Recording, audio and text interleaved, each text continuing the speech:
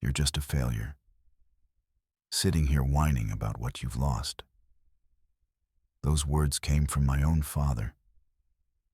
After 3 years of sleepless nights, shattered glass, and watching my marriage collapse, he still looked me in the eye and said that I was worthless.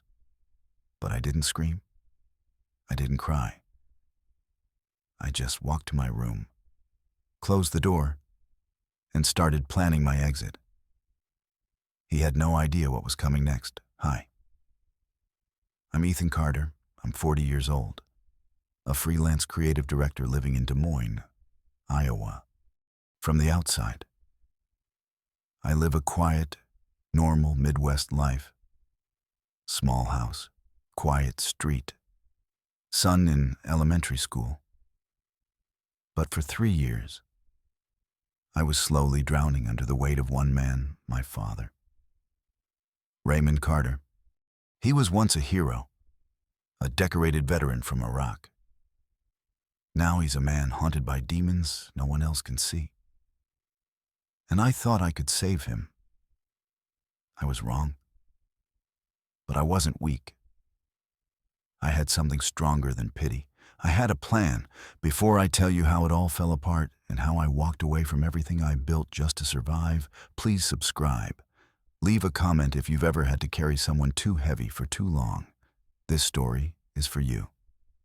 Let's begin. The story really began 3 years ago, on a rainy October afternoon, when I opened my front door and let the past walk straight into my living room. 3 years ago. I stood in the doorway of our modest Iowa home as my father stepped inside. It was raining. Not a downpour, just that cold, steady kind of rain that soaks into your bones. He was hunched over, clutching a worn-out duffel bag in one hand and a pill organizer in the other. His jacket was too big for his frame. His boots left muddy prints on the welcome mat Danielle had bought last Christmas. The one that said, "Home is where the heart is." It felt like a lie already. "Thanks, Ethan," he muttered. His voice was rough, like sandpaper. And for the first time in years, he gave me half a smile. Just a flicker. But I held on to it. I had convinced myself this was the right thing to do. That we could make it work. That if I brought him into my home, where there was warmth, routine, love, maybe it would help heal him. Danielle, my wife, had warned me. "You're putting us all at risk," she said that night in the kitchen, her hands clenched around a cup of coffee. "You know how he gets. And Noah, he's just a kid. He shouldn't be afraid in his own house." She wasn't wrong. Noah was 7 then. He loved sketching dinosaurs and spaceships, always asking curious questions about how things worked. Sensitive, sweet, too young to understand why his grandfather sometimes shouted in the middle of the night about people who weren't there. But I couldn't turn my back on my dad. This man once taught me to ride a bike. He cried when I graduated from college. He used to laugh so hard it shook the walls. I couldn't let the war have him twice. I'll figure it out. I told Danielle. She didn't say anything. Just stared out the kitchen window like she was already imagining our family slipping away. We cleared out the guest room. Put a safety lock on the door, just in case. I drove him to appointments, picked up prescriptions, and for a brief moment, I believed I had done the right thing. Until that first night, I was jolted awake by a scream. Not a startled cry, a full-blown, blood-curdling scream. I ran downstairs to find him standing in the middle of the living room, drenched in sweat, gripping a chair like it was a weapon. "They're coming," he shouted. "Get down. They're right there." I tried to grab his arm. He shoved me hard enough to knock me backward. Danielle came running, holding Noah behind her, his eyes wide, frozen, silent. Eventually, Dad collapsed into the armchair, breathing like he had run a marathon through hell. I sat on the floor, dazed, heart racing, feeling the crack in our lives begin to widen. That scene became normal. Some nights, he just shouted. Other nights, he threw things, a lamp, a framed photo of our wedding. One time, he shattered the ceramic bowl Noah made me for Father's Day. Danielle started sleeping in the attic with Noah. She said it was temporary. But when I passed by their room at night and saw the bed made and untouched, I knew it wasn't. "We're losing each other," she said once, her voice soft but exhausted. I didn't argue. What could I say? I tried everything I could. I got him into therapy, adjusted his meds, installed new locks. But it didn't matter. PTSD doesn't follow rules. It doesn't respond to logic or love. And I was trying to stop a flood with duct tape. Still, I held on, because I believed I was the only thing standing between my father and complete collapse. And I wasn't ready to give up. Not yet. But Danielle, she had already started to drift. And the version of my life I was fighting to protect was already slipping out of reach. There's a moment in every slow disaster when you stop asking if things can be fixed and start wondering how much worse it's going to get. For me, that moment came 2 months after my father moved in. He'd just shattered the bathroom mirror after another episode.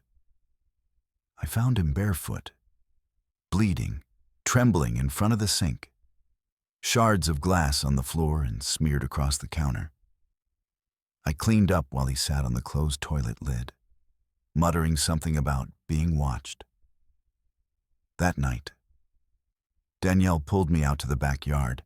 Her arms were crossed, jacket zipped up to her chin, face pale in the porch light. "I can't do this anymore." "Ethan," she said, her voice hollow. "I've tried, but Noah and I were barely sleeping. We're scared in our own home." She wasn't crying. She wasn't even angry. That's how I knew she meant it, I know. I whispered, "I'm trying." "That's the thing," she said. "You're always trying. But you don't see what it's doing to you." I didn't reply. I just stood there, hands shoved into my pockets, the cold air pressing against my skin. And the next morning, she was gone. She left a note, packed 2 suitcases, took Noah with her. I stood at the door as they drove off. Noah looked back from the back seat and waved. His little hand, pressed against the glass, broke something inside me. I didn't cry. But I stopped sleeping after that. I still had Dad to take care of, which meant I couldn't go into the office anymore. My full-time job became impossible meetings, deadlines, the need for uninterrupted hours. So I quit. Started freelancing again. Small design gigs, just enough to pay the mortgage and groceries and prescriptions. I told myself it was fine. I'd survived on less during college. But it wasn't just about money. It was about identity. I wasn't a husband anymore. I barely felt like a father. And I wasn't a son. Not really. Not to the man who sat in the living room every night, mumbling to ghosts, calling out names of dead soldiers, or accusing me of being someone named Hassan. One night, I was working on a logo project at 2 a.m. I hadn't slept in days.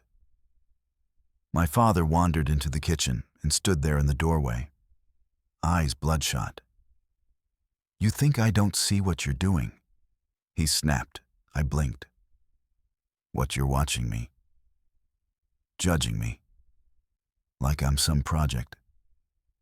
I'm not your problem, Ethan. I tried to stay calm. I'm not judging you. I'm trying to help. He scoffed. You're no hero. You're just playing the role. Gave up your job. Let your wife walk out. And for what, to babysit an old man? He stared at me like I disgusted him. You're pathetic. He walked out before I could respond.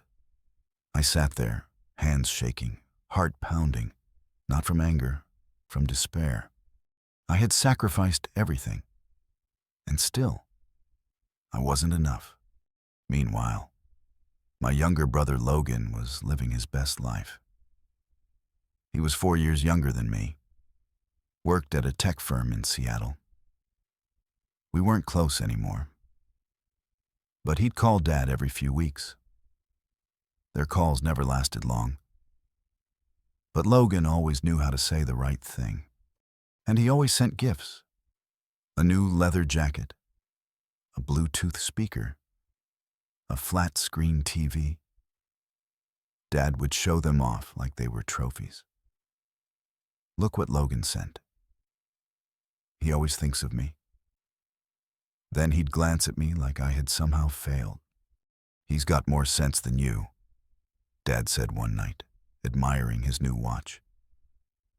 You should learn something from your brother. It crushed me. I was the one staying up through the night. I was the one cleaning broken glass, managing meds, paying bills, and watching my family fall apart.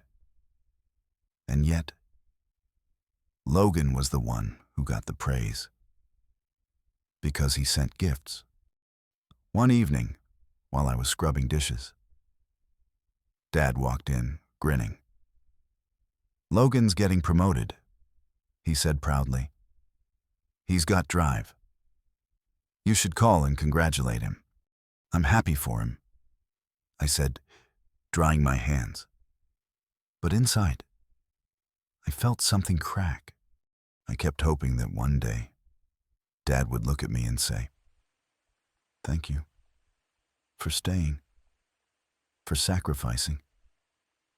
But it never came. Instead, the days blurred. I worked at night, slept lightly, called Danielle weekly just to hear how Noah was doing. Most calls were brief. Sometimes she didn't answer. Noah started sounding different, less cheerful, more distant, like I was becoming someone he used to know. I clung to scraps of joy. A good client review. A text from Danielle saying Noah won his art contest. A familiar song playing on the radio while I made coffee. But the house felt colder every week, and I was becoming a shadow in my own life. Then one night, Logan called. "Hey, how's Dad doing?" he asked. Casual. I tried calling, but he said you were too busy taking care of him. I clenched the phone. He's fine. Still here, still the same. Logan chuckled. Yeah. I just sent him a new pair of shoes. He loves them. I didn't respond, because there was nothing left to say. After we hung up, I sat in the dark kitchen. My father's snores echoed faintly from the living room. And I whispered to no one, "Does anyone even see what I'm doing?" There's a kind of silence that isn't peaceful. It doesn't soothe.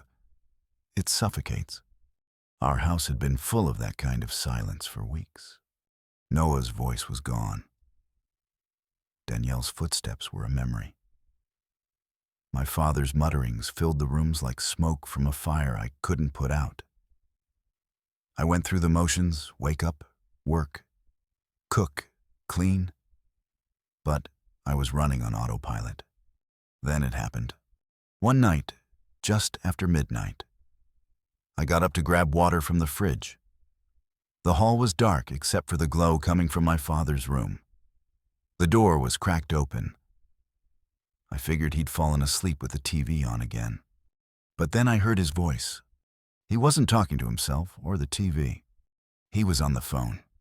"Don't worry, Logan," he was saying, his voice clearer than it had been in weeks. "The retirement account and the house in Waterloo, I'm leaving them to you. You've always had the vision to take our name further." I froze. Retirement account. The house, he was leaving everything to Logan. The money I helped him manage. The house I had kept from falling apart. The home I gave up my family for. I stayed still, hidden in the dark, listening to every word like they were knives. Logan's voice crackled on speaker.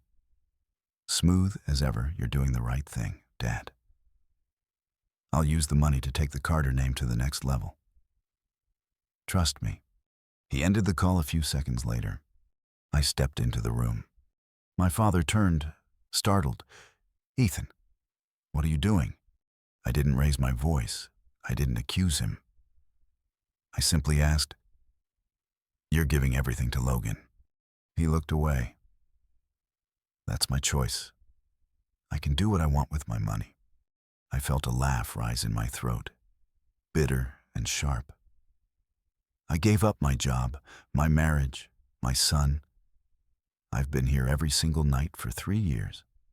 And Logan, he sends shoes and phone calls. Dad stood up slowly, his expression hard. "You chose to bring me here. I didn't ask you to." Then, more quietly but more cutting, Logan makes me proud. He's a success. You're just stuck. That did it. Not the betrayal, not the ingratitude, but the way he looked at me. Like I was an obligation he never wanted. I didn't yell. I didn't beg. I walked out of the room, sat at my desk, and opened my laptop. I clicked open my contacts. Found Kevin Murray, an old friend from college who now worked in real estate. And I typed, "Kev, I want to sell the house, fast, below market if we have to. Just get it done." The message felt like oxygen.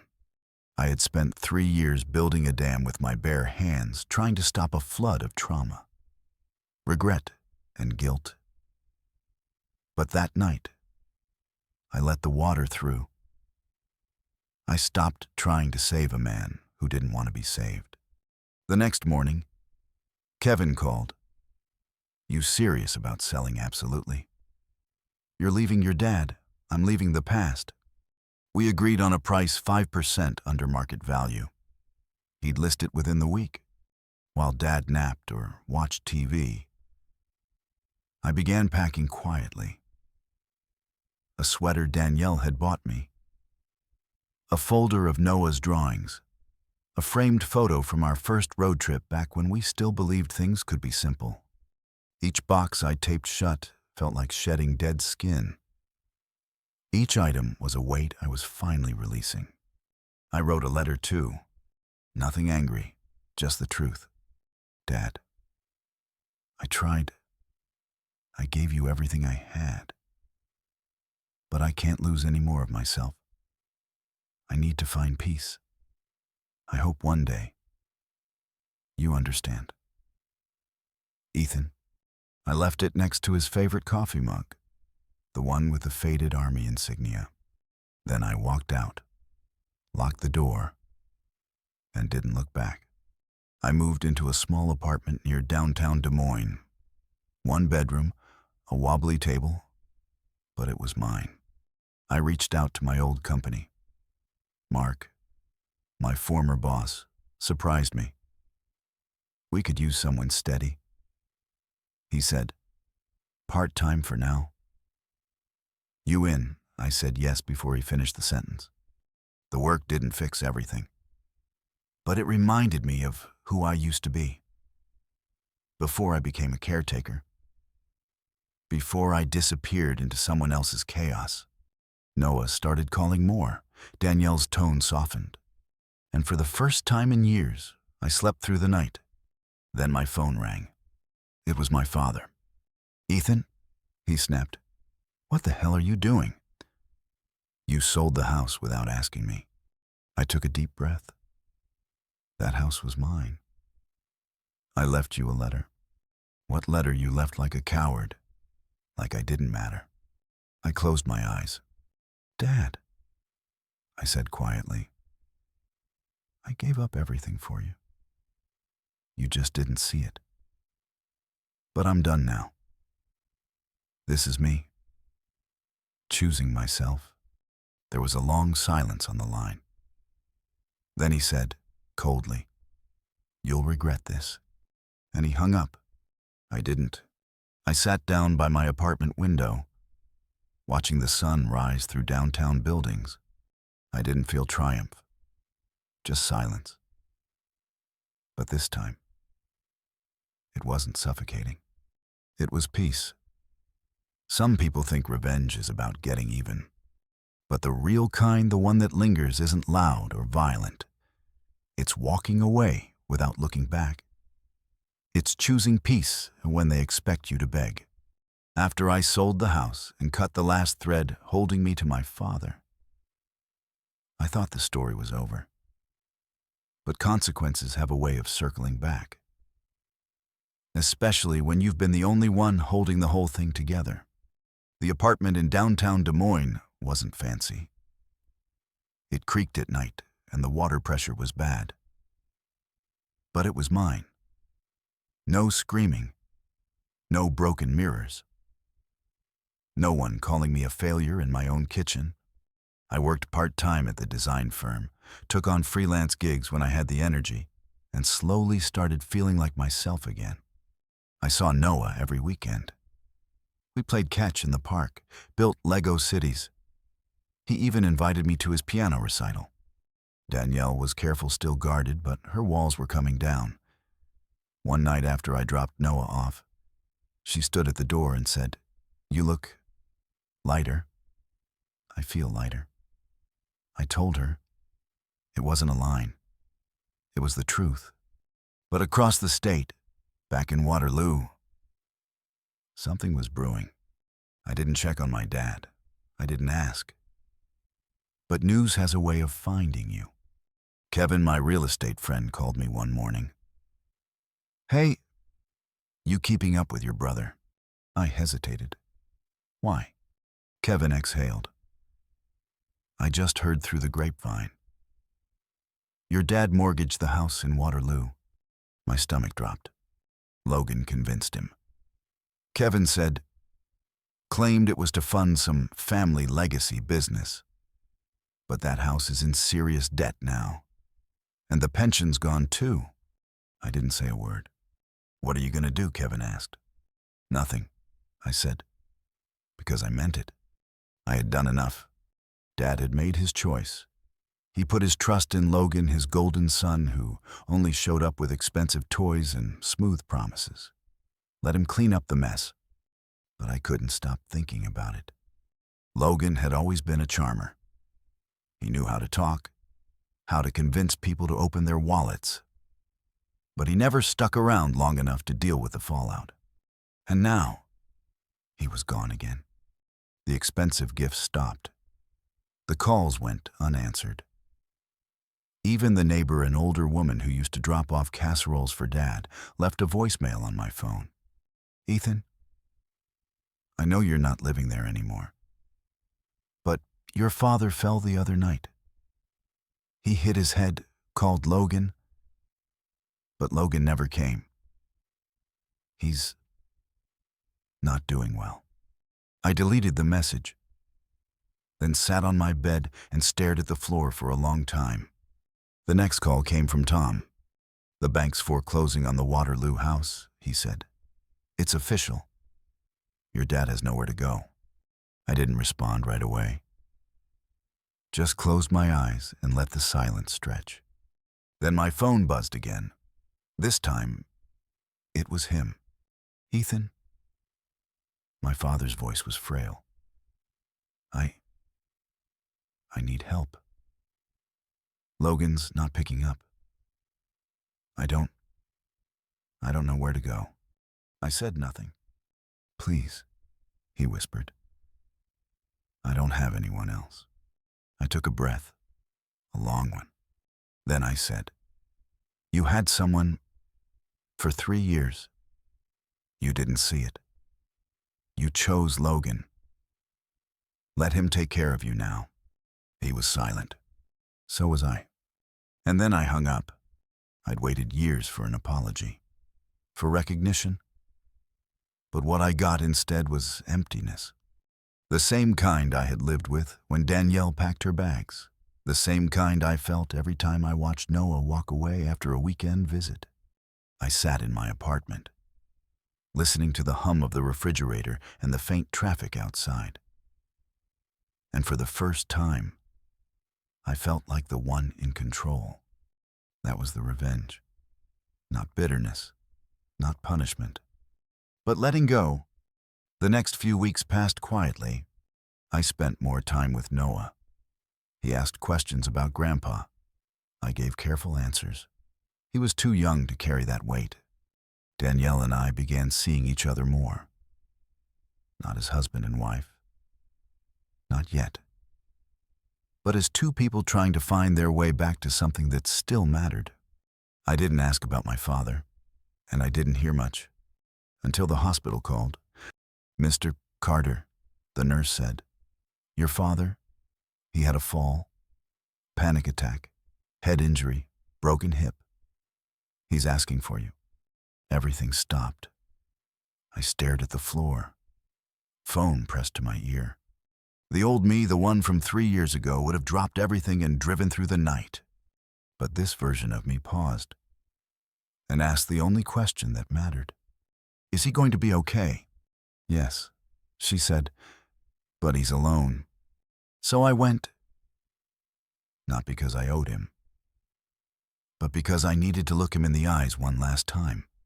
When I walked into that hospital room, I didn't see the man who raised me. I saw someone smaller, frailer. His hair had gone completely white. His hands trembled when he reached for the cup of water beside him. But when he saw me, his eyes lit up. You came, he whispered. That's good. We didn't say much that night. He didn't apologize. Not yet. But he didn't need to. The silence between us wasn't full of rage anymore. It was full of recognition. He had fallen. Logan had disappeared. And the only person who ever stayed was me. The man he once called a failure was now the only one still standing. The hospital discharged my father 2 weeks later. He couldn't return to the house in Waterloo. It was gone. The bank had sold it. Logan, the son he entrusted with everything, had vanished. So I made a decision, not out of guilt, but because even after everything, I didn't want him to end up sleeping under a bridge or forgotten in a cheap motel. He didn't belong in my apartment either. That part of our story was over. Instead, I found a veterans care facility on the outskirts of Des Moines. Clean, quiet, staff trained to handle PTSD. They had a small room with a view of a garden. It wasn't perfect, but it was safe. I paid the deposit myself, used what little I had left from the house sale, and picked up extra work to cover the rest. Not out of duty, but because I was finally strong enough to help without being consumed. When I wheeled my father into the room, he didn't protest. He just stared out the window as we passed a few men playing checkers under the afternoon sun. His voice was almost too soft to hear. Looks peaceful. It is, I said. You'll get better care here than I could ever give. He didn't argue, didn't even try to. In that moment, something had shifted. For the first time in years, we weren't locked in a tug-of-war of guilt, pride, or pain. We were just two tired men, one learning to accept help, the other learning to set boundaries. I visited him once a week. No more than that. I brought coffee, sometimes a book he used to love, or old family photos. He began participating in group therapy. The nurses told me he started talking to other residents, laughing, even. One afternoon, while I handed him his coffee, he looked up at me. "You're a good father," he said. "Much better than I ever was." I wasn't expecting it. I looked down at the cup between us. "I'm still learning." He nodded. "I hope you find happiness again." That was all he said, but it was enough. Meanwhile, I was rebuilding. Not just routines, but relationships. Danielle and I weren't pretending we never broke. We weren't trying to rewind. We were starting fresh. We went for long walks, sat in silence when words weren't needed, watched Noah run through the yard with his shoes untied, laughing like the world hadn't fallen apart just a year ago. And slowly, something like love returned. Not the same as before, but deeper, quieter, earned. Then came the news about Logan. A friend from college who lived in Seattle called me. "Have you heard," he asked, "about your brother?" My chest tightened. "No." "What?" "His business collapsed. Apparently, he borrowed from some dangerous people. Disappeared a few weeks ago. People are looking for him." I didn't say anything. Because what was there to say? Logan had always reached higher than he could hold. He made promises he never intended to keep. And now, he was running from the very people he used to impress. Part of me felt vindicated. Another part just felt tired. I didn't wish him harm, but I didn't try to find him either. That wasn't my story anymore. One autumn afternoon, I decided it was time for Noah to see his grandfather again. I asked Danielle, and to my surprise, she agreed. "Are you sure?" she asked. "He hurt you. He scared all of us. I'm not doing it for him." I said, "I'm doing it for Noah. For closure." So we drove to the facility. Noah sat in the back seat with a drawing he made a house with a tree, a sun, and 3 people standing in front. "I drew this for Grandpa," he said proudly. When we arrived, my father was sitting in his wheelchair by the garden, staring at the falling leaves. He looked smaller than I remembered, older, but calmer. When he saw Noah, his eyes lit up in a way I hadn't seen in years. "You've grown," he said, reaching for his grandson's hand. "You look just like your dad." Noah smiled. "I made this for you."